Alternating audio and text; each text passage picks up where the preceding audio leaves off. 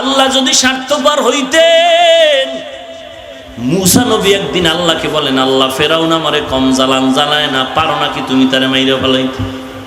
ও আল্লাহ, ফেরাউনের মারতে পারো না? বলে 1 সেকেন্ড লাগে নাকি? বলো মারো না কেন? ফেরাউন না আমারে কত দৌড়ানি যে দৌড়াইলো। আল্লাহ জবাব দিয়া বলেন, মুসা, এই ফেরাউন রে কে বানাইছে? আল্লাহ আপনি বানাইছে। এই ফেরাউনের খানা কে দেয়? আল্লাহ আপনি। ও মুসা, যেই ফেরাউনের খানা দেই আমি, আমার দেওয়া বাতাস, আমার দেওয়া পানি, আমার দেওয়া গাছ, আমার দেওয়া সব নেয়ামত খাইয়া, যেই ফেরাউন আমি আল্লাহকে গালি দেয়, ওই ফেরাউন তুমি মুসাকে গালি দেওয়া কোনো আশ্চর্য না। আমারটা খাইয়া আমারে গালি দেয়, তোরে দিবে না তো কি করব?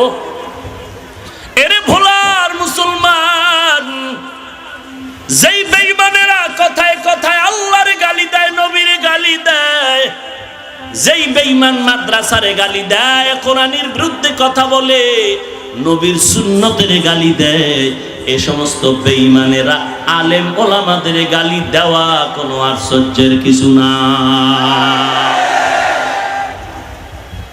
ভাইরা আমার, রাগ করতেছেন? সাহায্য লাগবে নি? কার থেকে নিব?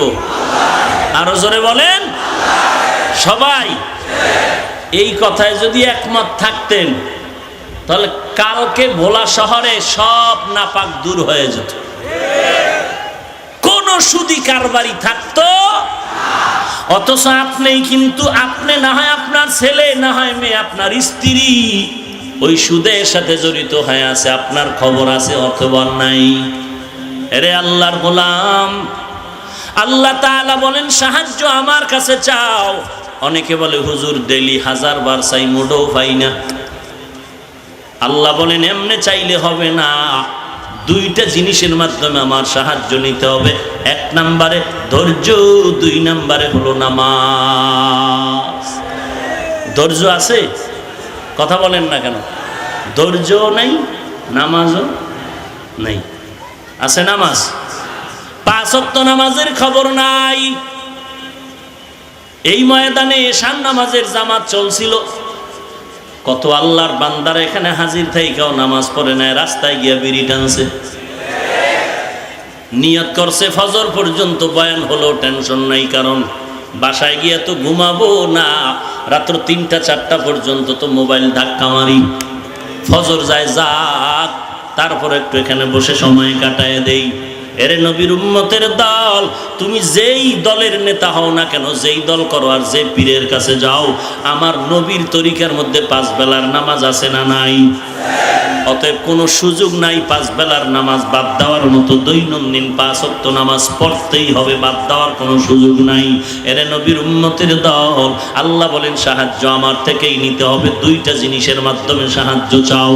1 নম্বরে ধৈর্য, 2 নম্বরে হলো নামাজ।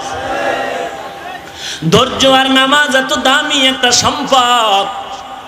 আল্লাহ তাআলা বলেন ধৈর্য এমন দামি একটি সম্পদ, কিয়ামতের ময়দানে আমি আল্লাহ ধৈর্য ধারণকারীদের বলবো বিনা হিসাবে জান্নাতে চলে যাও। ইন্নামা ইউওয়াফাস সাবিরুনা আজরাহুম, ইন্নামা ইউওয়াফাস সাবিরুনা আজরাহুম বিগাইরি হিসাব।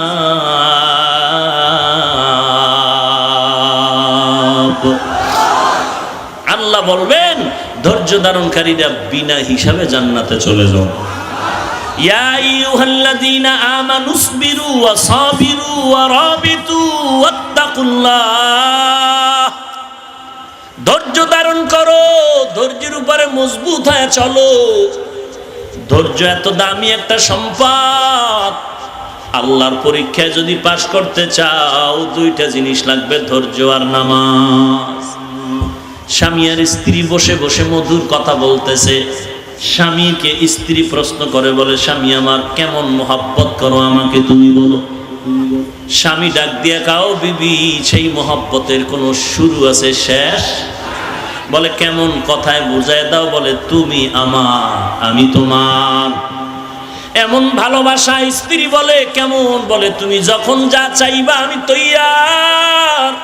চাওয়ার আগেই দিয়া দিব।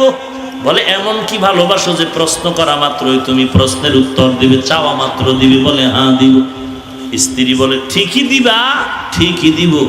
বলে আমি চাইলেই দিবা? বলে চাইলেই দিব। চাওয়ার অর্ধেক বলা মাত্র দিয়া ফেলাম। বলে ওয়াদা? হ্যাঁ ওয়াদা। স্ত্রী বুদ্ধি করে কয় তাড়াতাড়ি আমারে তালাক দাও। কি দাও? স্বামীর মাথা গরম হয়ে গেল। রে বিবি, বললি কি মাথা নষ্ট? এটা কি সম্ভব? বলে ওয়াদা করেছো, তালাক দাও। বলে না না, এটা দেওয়া যাবে না। তো কি মোহব্বত করো, একটু আগে না বললা চাওয়া মাত্র দিয়া দিবা? মাথা গরম হয়ে গেছি। এবার ওয়াদা খেলাপ করলেও তো কবিরা গুনাহ হয়ে যাবে, ওয়াদা খেলাপ করলেও তো মারাত্মক অপরাধ। ওয়াদা করছে, এখন সমাধান কি করা যায়? আমরা দুজন সমাধান করতে পারবো না। রহমাতুল লিল আলামিন জমানার নবীর কাছে চলো তাড়াতাড়ি সমাধানের জন্য। স্বামী আর স্ত্রী সমাধানের জন্য নবীর দরবারে রওনা। আমি কিন্তু মোনাজাত দিয়ে ফেলাম। এই যে উঠা বসা কেন? এই ধৈর্যের বয়ান কি এগুলো?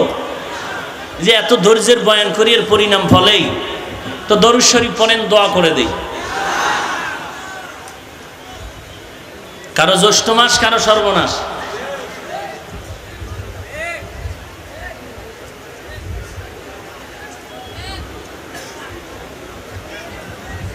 কি কন, মোনাজাত দিব? তাহলে উঠা বসা বন্ধ করেন। আমি একটা লোক ময়দান থেকে উঠলো, আমার চোখ ওখানে চলে যায়। এতগুলো আল্লাহর বান্দা আলেম ওলামা মাঠে বসা আছে, কত হাজি সাহেবরা বসা আছে। এদেরকে ডেঙ্গিয়ে বের হওয়ার মানেটাকে আমি না শুরুতে বললাম, যারা দীর্ঘ টাইম বসার অভ্যাস নাই তারা বের হয় বাহিরে দাঁড়ায় বয়ান শুনেন। বের হওয়ার অভ্যাস যদি থাকে, বসার অভ্যাস না থাকে, ভিতরে ঢুকে ডিস্টার্ব করেন কেন? কি থাকবেন আরো কিছুক্ষণ? আর একটু সামনে আগাবো? কি বলেন? আগাবো? কবুল করেন। আরো জোরে বলেন। এরে নবীর উম্মতের দল, স্বামী আর স্ত্রী ঝগড়া করে তালাকের এই ঝামেলায় পড়ে সমাধানের জন্য পয়গম্বরের দরবারে চলল। রাস্তার মাঝামাঝি যাওয়ার পর হঠাৎ রাস্তায় পড়ে গিয়ে স্বামীর পা ভেঙ্গে গেল। চিৎকার দিতেছে, আমাকে বাঁচাও। স্ত্রী ডাক দিয়া কয়, স্বামী তাড়াতাড়ি বাড়ি চলো, আর নবীর দরবারে যাওয়া লাগবে না। কান্না জড়িত কণ্ঠ নিয়ে স্ত্রী স্বামীর হাত ধরে ধরে আস্তে আস্তে বাড়ি রওনা। বাড়িতে আসার পরে স্বামী ডাক দিয়া কয়, কি ব্যাপার? স্ত্রী বলে, ও স্বামী আমার, আমি যে তালাক চাইছিলাম, আমার কথা আমি উড্ড করে নিলাম, দয়া করে মাফ করে দাও। স্বামী ডাক দিয়া কয়, বিবি তালাক উড্ড করে নিলা কেন, আবার চাইলা কেন বলো? বলে, তুমি নবীর একদিন হাদিস আমারে শুনাইছো। قال النبي صلى الله عليه وآله وسلم من يريد الله به خيرا يصب من। আল্লাহ যার ভালো চান তাকে ধৈর্যের পরীক্ষা করেন। তোমার ঘরে আমি এত বছর সংসার করি, তোমার মধ্যে কোনো বিপদ দেখলাম না, আহ শব্দ নাই, কোনো উহ শব্দ নাই। আল্লাহ যাকে পছন্দ করেন তাকে মুসিবত দিয়া ধৈর্য ধারণ করুন, পরীক্ষা নিবেন। তোমার ঘরে কোনো মুসিবত নাই, আমি বুঝলাম তোমার ঘরে মুসিবত নাই মানে কোনো আল্লাহর রহমত। যেই ঘরে আল্লাহর রহমত নাই, আমিও সেই ঘরে থাকতে চাই না। কিন্তু যাওয়ার পথে যখন তুমি রাস্তায় পড়ে গিয়ে পাওটা ভেঙে ফেলে কান্না শুরু করেছো, তোমার উপরে বিপদ একটা চেপে আসলো, আমি বুঝে নিলাম আল্লাহর রহমত তোমার উপরে নেমে আসছে। অতএব তোমার ঘরে এখন আল্লাহর রহমত আছে, আমিও আছি। ধৈর্য দামি একটি সম্পদ। ধৈর্যের পাহাড় গড়েছেন আইয়ুব আলাইহিস সালাম। ধৈর্যের দৃষ্টান্ত কায়েম করেছিলেন ইউসুফ আলাইহিস সালাম। ভাইয়েরা 10 জনে মিলিয়া ইউসুফের এত আঘাত, সবাই মারধর করে, বাবার থেকে কত মজার কথা নিয়ে আসে। জঙ্গলের মধ্যে গিয়ে ইউসুফের উপরে প্রহার, এক ভাই মারে আর এক ভাইয়ের হাতে দিয়ে কয় মার। ইউসুফ নবী কান্না করে বললেন, ভাই আমি তোমাদের কোনো ক্ষতি করি নাই, কেন আমাকে তোরা মারতেছো? আমার বাবাও তো তোমাদের সাথে কোনো ক্ষতির কথা বলেনি। আমার বাবার এত মজার কথা বলে নিয়ে আসলে আবার মারধর কেন? এরে নবীর উম্মতের দল, আল্লাহ তাআলা বলেন ধৈর্যের ফল বড় কঠিন ফলাফল। আইয়ুব নবীকে আল্লাহ ধৈর্যের পরীক্ষায় ফলায় দিলেন। সর্বশেষ আমার নবী, আপনার নবী রাহমাতুল লিল আলামিনের ধৈর্য মারাত্মক কঠিন ধৈর্যের পরীক্ষা। এরে নবীর উম্মতের দল, ধৈর্য বড় দামি একটি সম্পদ। আল্লাহ বলেন সাহায্য আমি তাকে অবশ্যই দিব, চাওয়া মাত্র দিব। দুইটা জিনিস নিয়ে সাহায্যের দরজায় দাঁড়াতে হবে। এক নম্বরে ধৈর্য, দুই নম্বরে হলো নামাজ। যারা 5 ওয়াক্ত নামাজ পড়েন এরা হাজারো কান্না করলে আল্লাহ সাহায্য তাদেরকে দিবেন না। হ্যাঁ, টুকটাক যা পাইতেছে এটা দুনিয়ার জন্য, মরণের পরে আর কোনো শান্তির দরজা খোলা থাকবে না।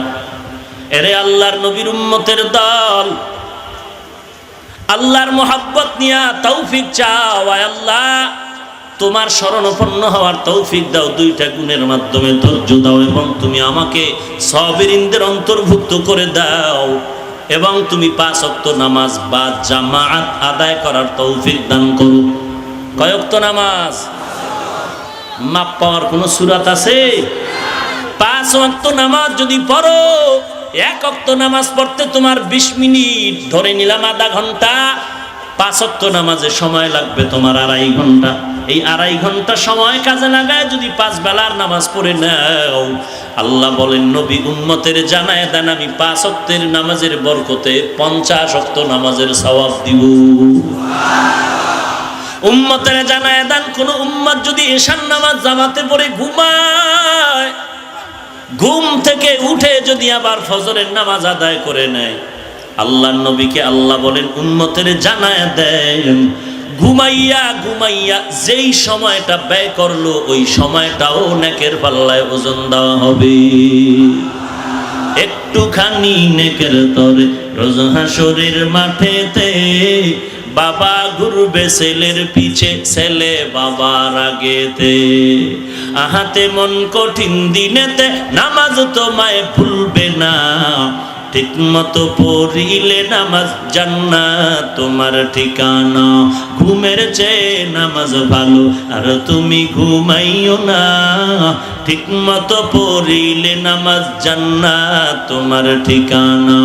আমার প্রাণের ভাই বোনেরা জলদি করে উঠে যাও, ওযু করে তাড়াতাড়ি নামাজ পড়তে লেগে যাও। আহা নবী বেনামাজির শাফাআত করিবেন না, ঠিক মতো পড়িলে নামাজ জান্নাত তোমার ঠিকানা। ঘুমের চেয়ে নামাজ ভালো আর তুমি ঘুমাইও না, ঠিক মতো পড়িলে নামাজ জান্নাত তোমার ঠিকানা। কয় ওয়াক্ত নামাজ? সমস্যা আছে পড়তে?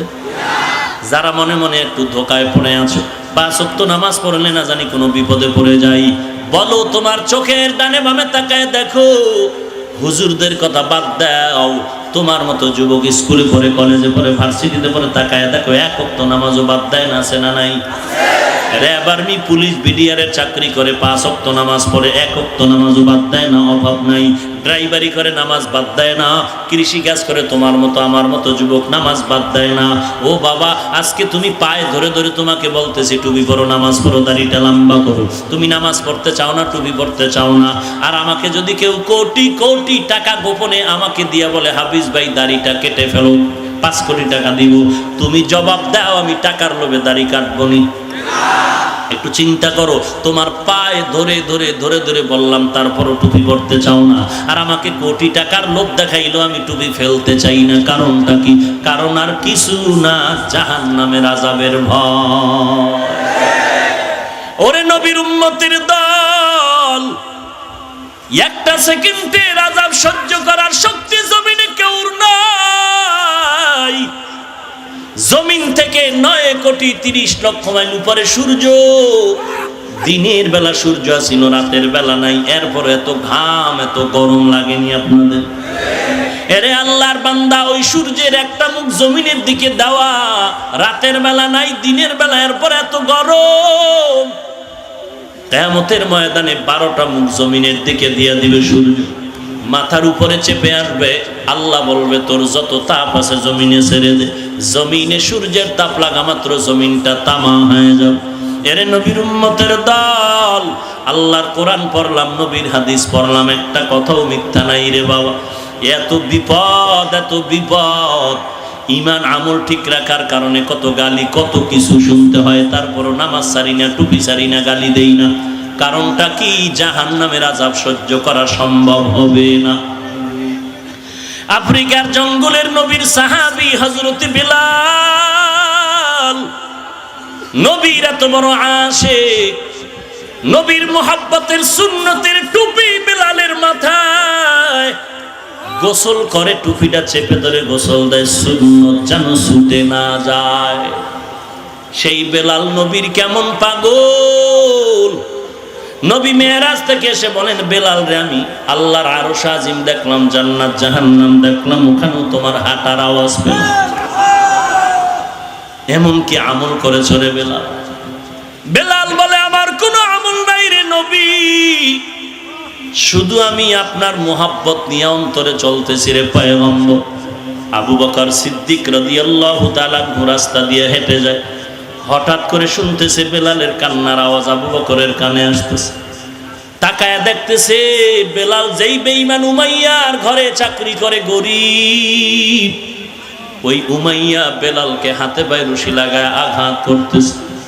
আবু বকর বলে, উমাইয়া বেলালকে মারিও না, আমার কাছে তোমাদের একটা গোলাম আছে, তোমাদের জাতি ধর্ম লাইনের একজন নিয়ে যাও, বেলালের দিয়া দাও, না হয় বিক্রি করে দাও। এরে নবীর উম্মতের দল, এই বেলাল টুপি ফালায় না, নবীর সুন্নাত। কিন্তু উহুদের ময়দানে যেদিন নবী রক্তাক্ত হয়ে যাচ্ছেন, বেলাল যাইতে চাইছিল মদিনার একটু দূরে গেলে হেঁটেও যাওয়া যায়, অল্প টাইম উহুদের ময়দান। বেলাল যাইবে, নবী বলেন, না, তুমি মসজিদে থাকো, সময় মতো আজান দিয়া নামাজ পড়বা, যাওয়ার দরকার নেই। নবী উহুদের ময়দানে চলে গেলেন। বেলাল সময় গনিয়ে আসলো আজানের, আজান দেওয়ার জন্য বেলাল দাঁড়ায় বললেন, আল্লাহু আকবারের ধ্বনি দিয়া যখন বলতেছিলেন হাইয়া আলা সালাহ, এমন সময় কে যেন কানের মধ্যে আওয়াজ দেয়, উহুদের ময়দানে নবী নাই। বেলাল আর শব্দ না বাড়াইয়া আজান ছেড়ে দৌড়ায়। যেই বেলাল গোসলের টাইমও মাথার থেকে টুপি ফালায় না, ওই বেলাল উহুদের ময়দানে দৌড়ায়, টুপিরও খবর নাই। ও বেলাল, মাথার টুপি কই? বেলাল কান্না করে আর বলে, ভাই, আমার নবীর খবর ক, কারণ আমার নবীর জন্য টুপি, আমার নবীর জন্য আজান। আমার নবী নাই, টুপি আর আজানের আমার কোনো খেয়াল নাই। বেলাল দৌড়ায়, আমার নবী না থাকলে আমি বেঁচে থেকে কি লাভ হবে? এরে নবীর উম্মতের দল, ওই নবীর আদর্শের উম্মত, নবীর সাহাবায়ে কেরামের এত ধৈর্য, এত কষ্টের জিন্দেগিতেও তারা একটু পরিমাণ ঈমান থেকে লাঞ্ছিত হন নাই। আজান হয়ে যাচ্ছে, নবী ইমামতির মুসাল্লায় দাঁড়ানো, ইকামত চলতেছে, সাহাবী দৌড়াইয়া আইসা নামাজের কাতারে দাঁড়ায় গেলেন। নবী সালাম ফিরানো মাত্র সাহাবী দৌড়াইয়া বাসায় চলে গেলেন।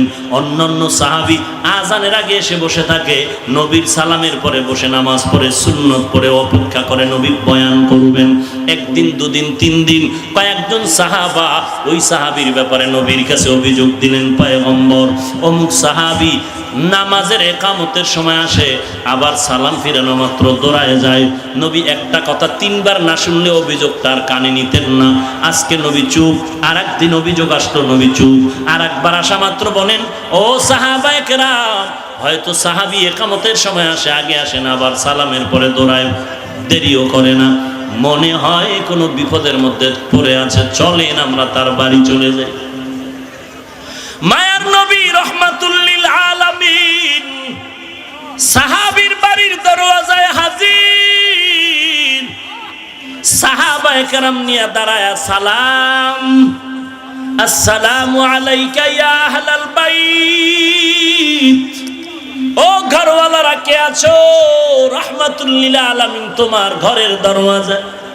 ঘর থেকে কোন আওয়াজ আসে না। আর একবার নবী আওয়াজ দিলেন, কথা নেই, আবার আওয়াজ। নবী দাঁড়িয়ে আছে, কেন আওয়াজ নাই?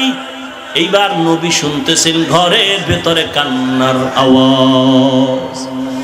মায়ার নবী জিজ্ঞাসা করে, কান্নার আওয়াজ কেন রে সাহাবী?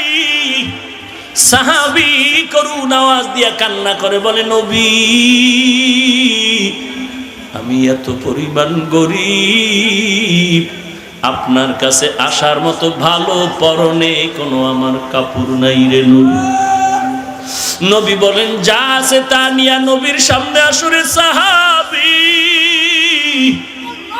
সাহাবী ওই কাপড় নিয়ে নবীর সামনে এসে চোখের পানি ছেড়ে কান্না করেন আর বলেন, পয়গম্বর এই ছোট ঘরের মধ্যে আমরা দুইজন স্বামী আর স্ত্রী, আর কেউ নাই। আমরা এত গরিব, আমি আর আমার স্ত্রী মিলে একটা কাপড় দুজনে মিলে পরিধান করি।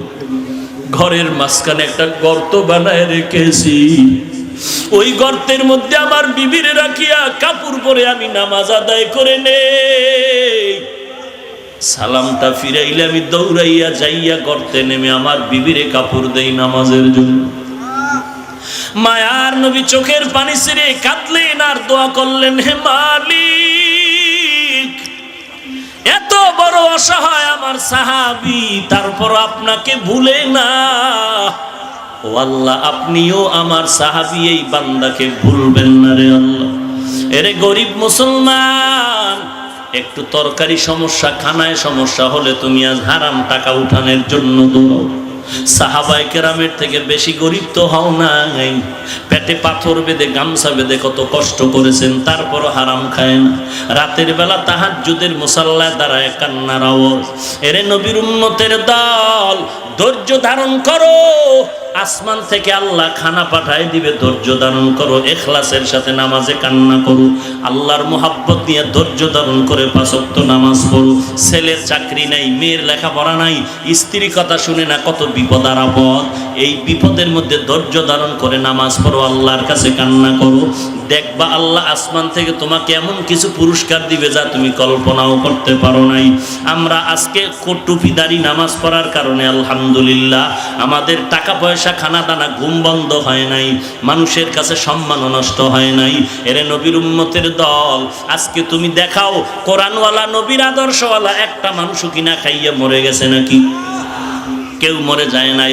অতএব আল্লাহর মোহাব্বত নিয়ে তওবা করো। আয় আল্লাহ, এতদিন বুঝতে পারি নাই, হারামের পেছনে দৌড়াইছি, ধৈর্য ছিল না, নামাজও ছিল না রে আল্লাহ। আজকে তোমার দরবারে তওবার দরজায় ফিরে আসছি, আর জীবনে নামাজ ছাড়বো না। আয় আল্লাহ, তুমি সাবিরিনদের অন্তর্ভুক্ত করে দাও রে মালিক। আর কোনোদিন মা বাবার সাথে বেয়াদবি করব না, আর কোনোদিন গুনাহের পথে যাব না রে আল্লাহ। সহিভাবে আজকে থেকে কোরআন তেলাওয়াত শিখবো, 5 ওয়াক্ত নামাজ পড়বো, মা বাবার খেদমত করব, ভাইয়ের উপকার করব, দেশ ও জাতির পক্ষে কাজ করব, বিরোধিতা করব না, নবীর সুন্নাত আর বাদ দিব না। একানা আমার পুরো ফ্যামিলিটাই নবীর লাইনে চলে আসবো। ও আল্লাহ, তুমি আমাকে কবুল করে নাও, তওবা করার তৌফিক দান করো হে মালিক।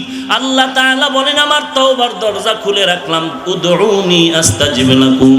বান্দা তুমি আমাকে ডাক দিতে দেরি হবে, তওবার জবাব দিতে আমি আল্লাহ মোটেও দেরি করব না। এরে নবীর উম্মতের দল, আল্লাহর মোহাব্বত নিয়ে চোখের পানি ছেড়ে কান্না করো রে মুমিন। কারণ চোখের পানিওয়ালা কান্না আমার আল্লাহ খালি ফেরত দেয় না। চোখের পানি গালের নিচে আসার আগে জীবনের সব গুনাহ আল্লাহ মাফ করে দিবেন। এরে নবীর উম্মতের দল, ও পর্দার আড়ালের মা, ও বৃদ্ধ বাবাজি, ও কলিজার টুকরা যুবক ভাই, আল্লাহর কাছে তওবা করে নেও। জীবন চলে যাবে, গলায় ছুরি আসবে, আর নামাজ ছাড়বো না, বেপরদায় চলবো না, মা বাবার বিরোধিতা করবো না, আলেম ওলামাদের বিরোধিতা করবো না, গীবত শিকায়াত করবো না, 5 ওয়াক্ত নামাজ পড়বো, মা বাবার খেদমত করবো, সহিভাবে আল্লাহর কোরআনটা শিখে পড়বো এবং নবীর সুন্নাত অনুযায়ী জীবনটা চালাবো। ব্যবসা করি, যা কিছু করি, নবীর তরিকার বাইরে চলবো না। এমন খাঁটি তওবা করার যদি নিয়ত হয়, খাঁটি তওবার নিয়তে 2 হাত আল্লাহকে দেখায় দাও। আয় আল্লাহ, সবার হাত আপনি কবুল করে নেন। আয় আল্লাহ সকলের তওবা কবুল করে নেন। আয় আল্লাহ নবীজির আদর্শওয়ালা জিন্দেগি দান করেন। আয় আল্লাহ গুনাহের প্রতি ঘৃণা জমায়ে দেন, ওলামায়ে কেরামদের সাথে মুহাব্বত বাড়ায় দেন, মা বাবার সাথে খেদমতের জন্য কবুল করে নেন। আয় আল্লাহ আমাদের সকলের তওবার উপরে মজবুত হয়ে চলার তৌফিক দান করেন, আমিন। আলহামদুলিল্লাহি রাব্বিল আলামিন ওয়াসসালাতু ওয়াসসালামু আলা সাইয়্যিদিল আমবিয়াই ওয়াল মুরসালিন ওয়া আলা আলিহি ওয়া আসহাবিহি আজমাইন। ইয়া আরহামার রাহিমিন, ইয়া আরহামার রাহিমিন, ইয়া আরহামার রাহিমিন। রব্বিরহামহুমা কামা রব্বায়ানি সগীরা। সবাই জবানটা খুলে পড়েন, রব্বিরহামহুমা কামা রব্বায়ানি সগীরা। বাতা हमको तेरे राह की तरफ है, तेरे राह पर चला हमको खुदाया। बेगुनाह न गुज़श्त बरमा साते, बाहुज़ूरे दिल न करदम ताअते। या इलाही मुझसे मुझको दूर कर, ताके देखो मुझ में तुझको एक नजर। आय अल्लाह ताआला कुदरतेर नजर दिया ताकाय देखेन